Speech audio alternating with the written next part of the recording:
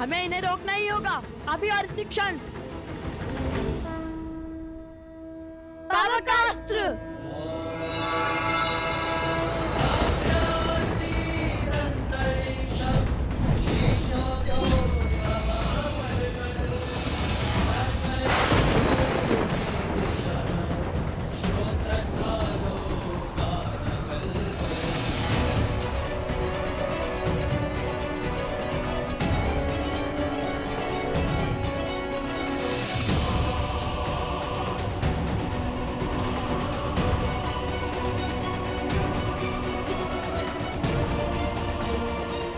जय मां गौरी।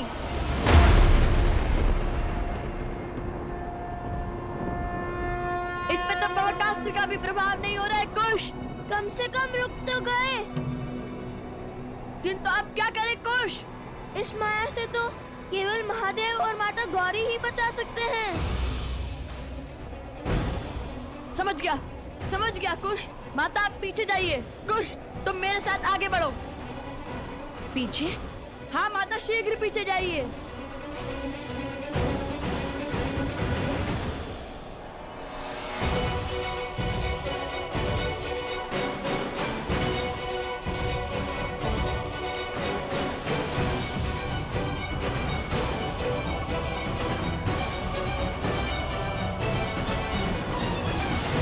हे महादेव, हे माता, मेरे पुत्रों की रक्षा करना, सहायता करना उनकी। जिस माया को स्वयं ब्रह्मा भी नहीं काट सकते, उसे तुम क्या काटोगे बालको? आज तुम्हारे अभिमान और तुम्हारी माता दोनों का अंत निश्चित है।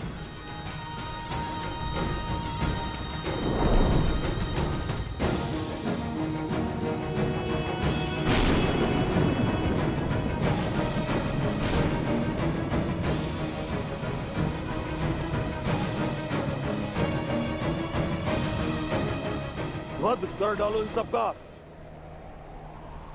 माया की केवल एक ही काट है, सत्य। श्री राम कथा के समय राम के समक्ष जब मारीच और सुबहू ने माया रची थी, तब सत्य ने ही माया को तोड़ा था। अब हम भी उसी प्रकार इस माया का अंत करेंगे।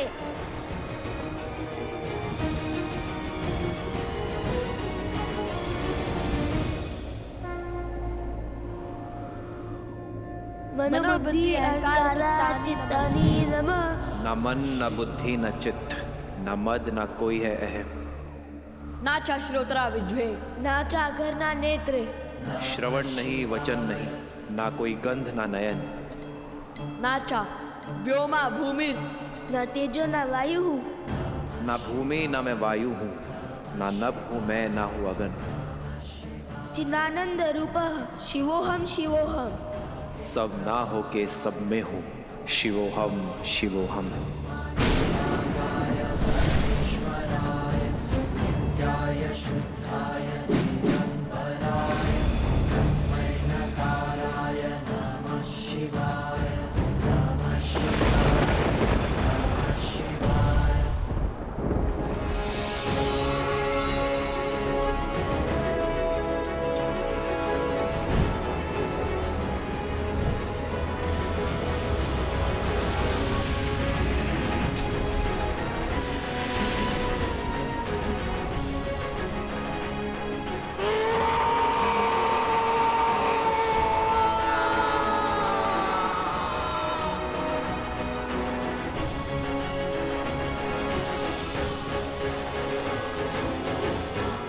पुत्रों,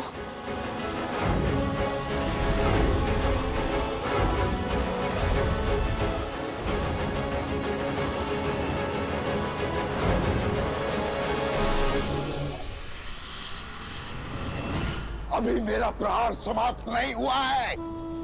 अंत कर डालो इनका।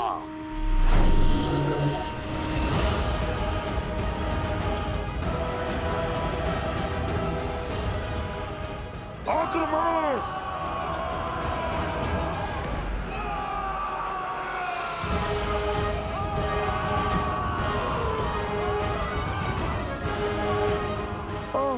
तुमने सबको वश में कर लिया था।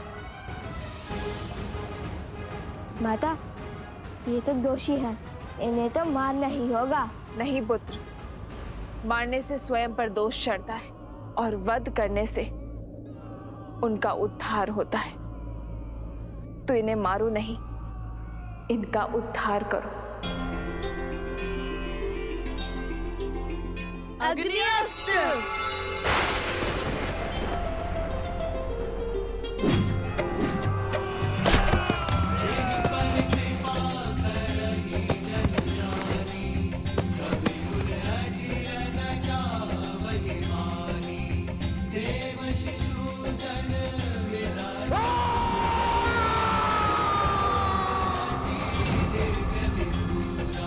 नवकुश की नवकुश की नवकुश की नवकुश की नवकुश की नवकुश की नवकुश की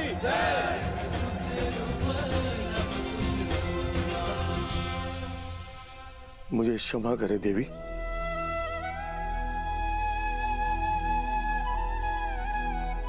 ये मैं कैसा महापाप करने जा रहा था। राम राज्य की परिकल्पना को ध्वस्त करने चला था। एक नारी की हत्या करने जा रहा था।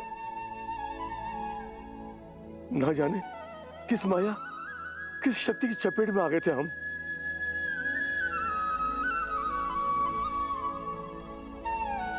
नहीं महाराज, ये क्या कर रहे हैं आप? जो भी हुआ उसमें आपका कोई दोष नहीं था। हाँ, आप और आपके सैनिकों पर उन असुरों ने माया की थी, किंतु चिंतित ना हो, अब आप उस माया के पास से बच चुके हैं। ये द्वंद्व हार गए तो क्या हुआ? वो अश्व तो अब तक हमारा बंदी बन चुका होगा। बानासुर शुभ समाचार के साथ आता ही होगा। महाराज, आओ बानासुर, आओ। मुझे तुम्हारी ही प्रतीक्षा थी।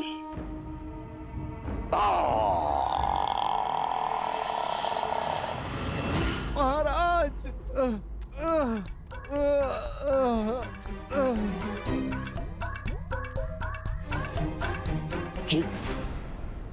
ये क्या दशा बनाई है? और आशु कहाँ है?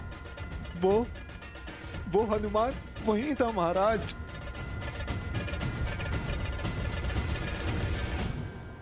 उसने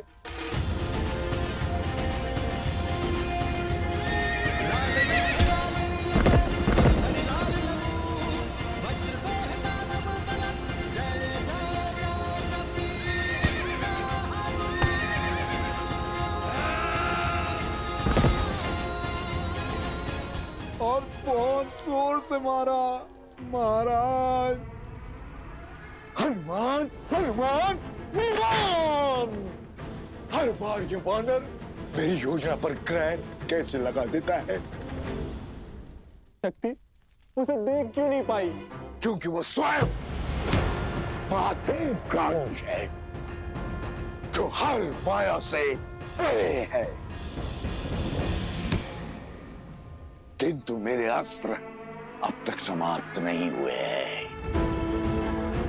देखता हूं कब तक मेरे मायावी अस्त्र से बचते हैं ये। शीघ्र ही इनका अभिमान टूटेगा और चकनाचूर होगा राम राज्य का स्वप्न।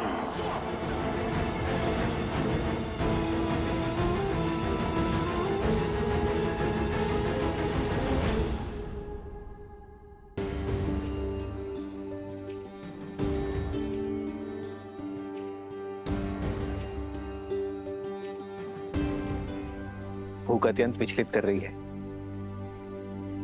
भोजन आरंभ करें अनुज।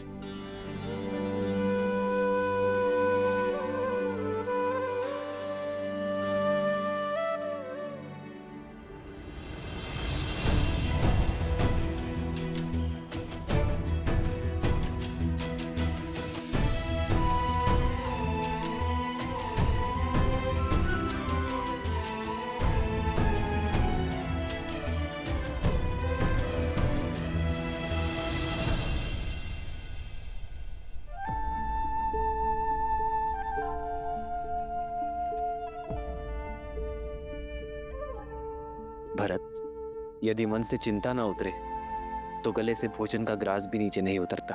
अपने मन को हल्का कर दो भरत, और जो सोच तुम्हें विचलित कर रही है वो मुझसे कहो। क्या कहूं भैया मैं? ये कहूं कि मैं कितना अभागा हूं, ये कहूं कि मुझे आपकी सेवा का वो अवसर कभी नहीं मिला जो सदैव लक्ष्मण को मिला, ये कहूं कि संकट में सदैव वो आपके साथ रहा, मैं नहीं। मैं तो सदैव संकट का कारक बन जाता हूं भैया। भैया, जब आपको वन में गमन करना पड़ा तो मुझे ही उसका दोषी माना गया। जब मैं आपकी चरण पादुकाएं ले आया तो संसार ने मुझ पर यह कहकर लांछन लगाया कि देखो, मैं अपने भाई की पादुकाएं इसीलिए ले आया ताकि अपने भाई को वन में नंगे पग घुमा सकूं।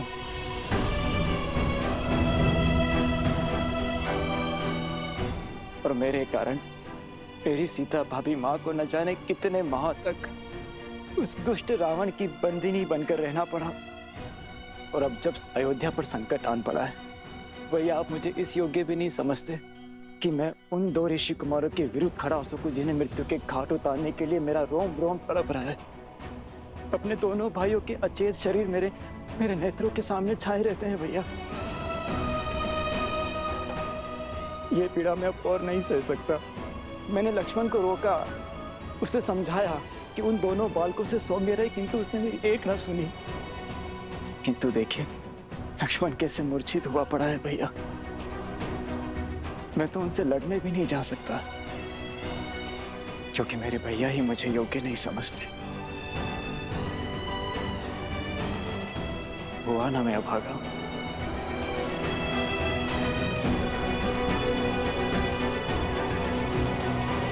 आपने हमें असुरी शक्ति से बचाया, इतना घोर अपराध करने से रोका। हम आपका आभार व्यक्त करना चाहते हैं।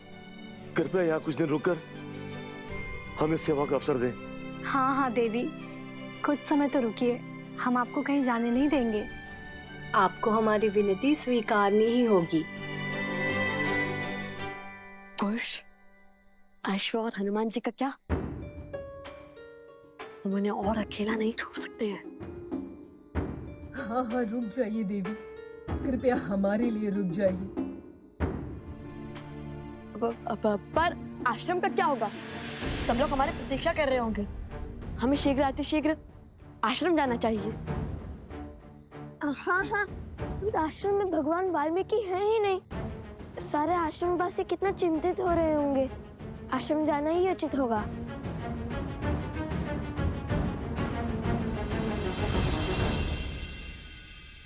कैसे सोच लिया तुमने भरत? ये कैसे सोच लिया कि मैं अपने भरत को लक्ष्मण या शत्रुघ्न से कम योग्य मानता हूं? तुम तो सौम्यता के सूचक हो भरत, पराक्रम के पर्याय हो। मुझे सबसे अधिक प्रिय हो तुम भरत। मैंने तुम्हें जाने से इसलिए रोका क्योंकि लक्ष्मण सदा मेरे साथ रहा है भरत। मैंने उसे सदा ही घायल होते हुए,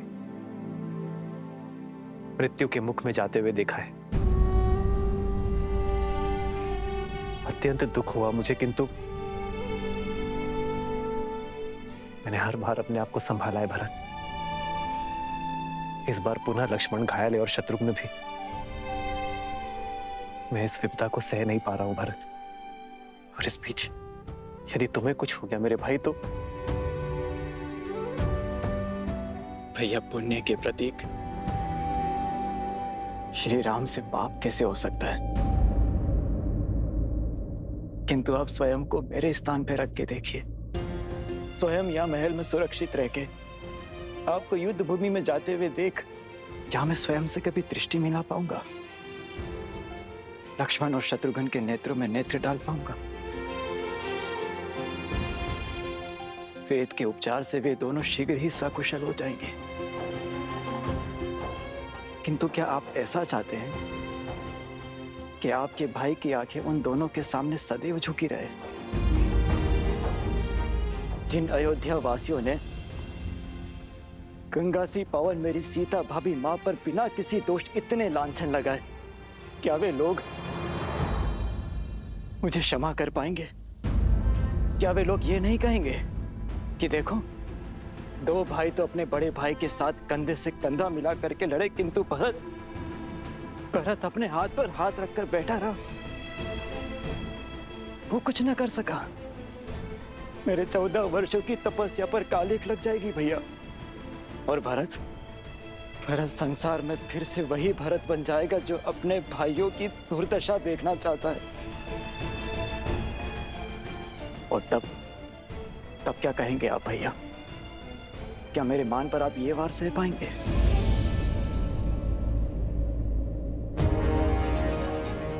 उन दोनों ऋषि कुमारों से मुझे लड़ने की अनुमति दीजिए भैया, बिना किसी शर्त के और बिना किसी बंधन के। अपने भाइयों पर प्रहार करने का उन्हें दंड देने दीजिए मुझे।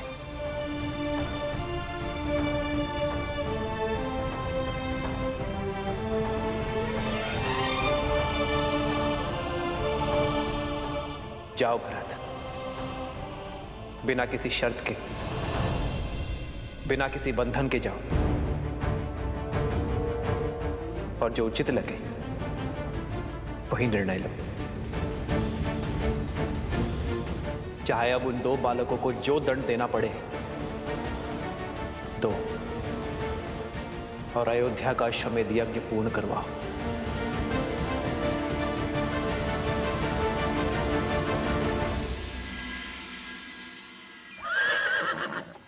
भैया अब क्या करेंगे? राजा निर्मली ने हमें रथ देकर सहायता तो कर दी, किंतु साथ ही साथ संकट में भी डाल दिया। यदि ये रथ लेकर सीधे मार्ग से आश्रम की ओर गए तो अश्व और हनुमान जी माता को दिख जाएंगे।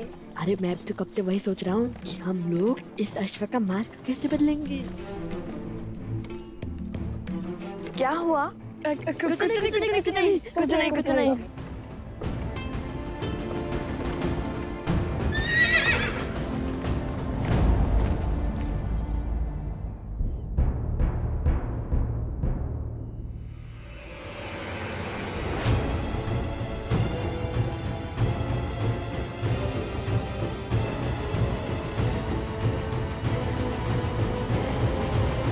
रामचंद्र की, श्री रामचंद्र की, राजनुज भरत की, राजनुज भरत की।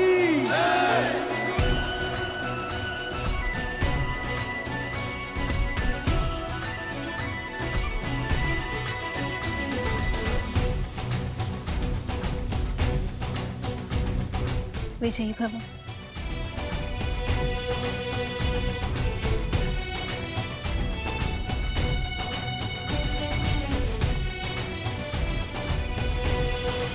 कई बार सत्य हमारे नेत्रों के समक्ष होता है भरत, किंतु भावों में बहकर हम उसे देख नहीं पाते। ये भूल हम सबके साथ होती है भरत।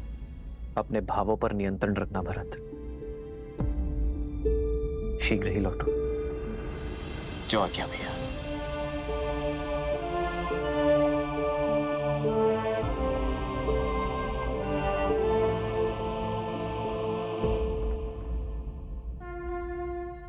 विजयी भव।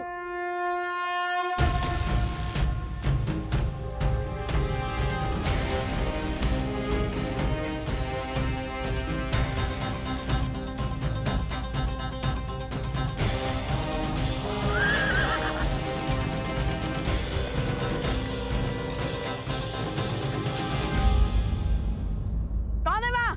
सामने आओ। हमें सोमकरण, अवत्सरा, तुम दोनों यहाँ? ये कहाँ से आकर अवश्य ही कोई नई समस्या लाए होंगे। नहीं, ईश्वर ने इन्हें हमारी सहायता के लिए भेजा होगा।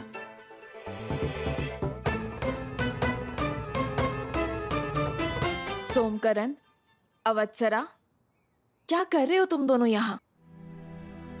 और ये वृक्ष कैसे गिरा? भैया इसे काट देते हैं, इससे मार्ग अवरुद्ध हो जाएगा। नहीं, हम अपने काम को सार्थक करने के लिए प्रकृति को हानि नहीं पहुंचा सकते।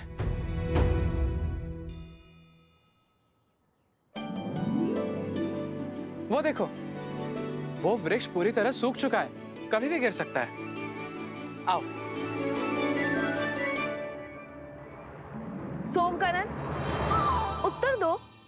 वो वनदेवी, वो एक वृषभ उत्पाती हो बैठा था। देखिए कैसा उत्पात मचाया उसने।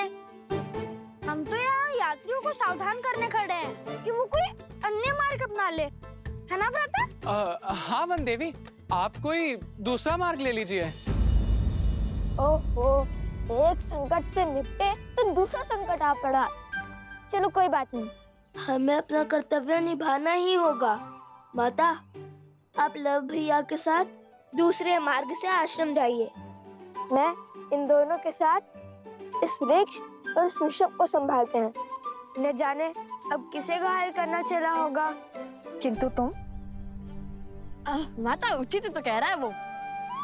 चलिए हम इस ओर से चलते हैं। अरे ये मार्ग बहुत लंबा है, हम तनिक देर यहीं रुक जाते हैं। जब ये वृक्ष हटेगा तब हम इसी ओर से आगे बढ़ेंगे।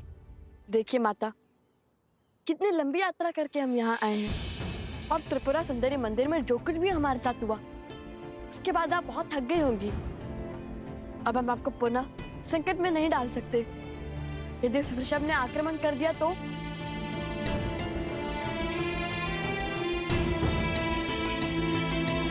ठीक है, चलो। और तुम सावधान रहना और शीघ्र ही लौट कर आना। मुझे तुम सबकी प्रतीक्षा रहेगी। निश्चिंत होकर जाइए माता, हमारे पास सोमकर्ण है ना। यदि बैल आया, बैल के आगे इसे खड़ा कर देंगे। संसार में इससे बड़ा बैल और कोई नहीं है। खुश, मित्र की रक्षा सबसे पहला दायित्व है, जानता हूँ माता। चलो साथी।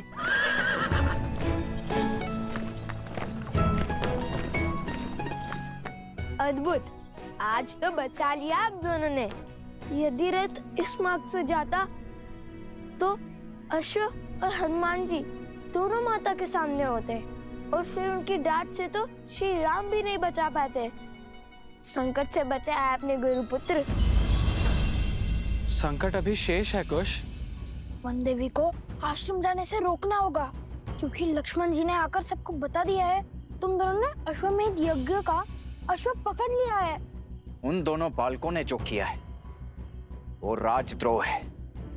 कल सूर्यास्त तक लवकुश ने अश्वमेध यज्ञ का अश्व नहीं लौटाया तो उन दोनों के साथ जो कुछ होगा उसका उत्तरदायित्व राजा राम का कदापि नहीं होगा।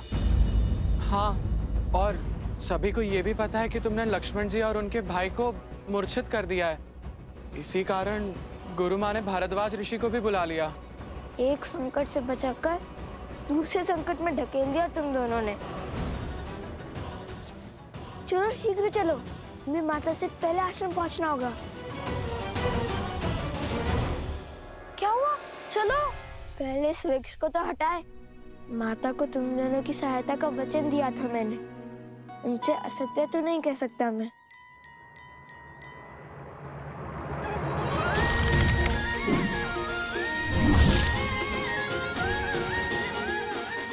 अपनी शक्ति दिखाने का कोई अवसर चूकते नहीं ना तुम।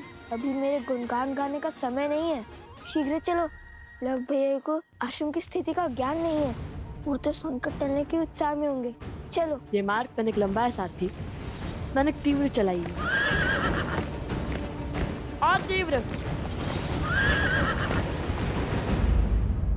बहुत घोर अपराध हुआ है लवकुश से। जाने हे पाप कैसा दंड लेकर आएगा गुरुदेव।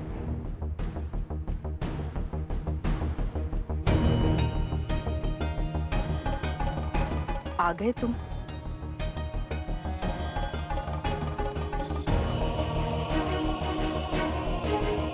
कुश, तुमने और लव ने इतना बड़ा अपराध क्यों किया? अश्वमेध यज्ञ के अश्व को पकड़ा और अयोध्या के राजकुमारों को मूर्छित कर दिया, और ये सब बात तुमने हम सब से छुपाई क्यों? हम राजा राम के राज्य में रहते हुए उनसे शत्रुता कैसे ले सकते हैं? ये राजद्रोह है। हमने भगवान वाल्मीकि जी को संदेश भेज दिया है। जैसे ही तुम्हारी माता श्री आएंगी, हम उनसे बात कर अश्व छुड़वा देंगे। हाँ, और तीव्र चलाइए सारथी। हम भगवान वाल्मीकि जी के शिष्य हैं और उन भगवान वाल्मीकि जी ने हमें सदा सत्य के मार्ग पर चलना सिखाया है, अपने कर्म को निडर होकर करना सिखाया है। अब आप भी बताइए, जिन राजा राम को हम पूछते हैं, उन्हीं राजा राम ने अपनी पत्नी के त्याग का महापाप कर दिया।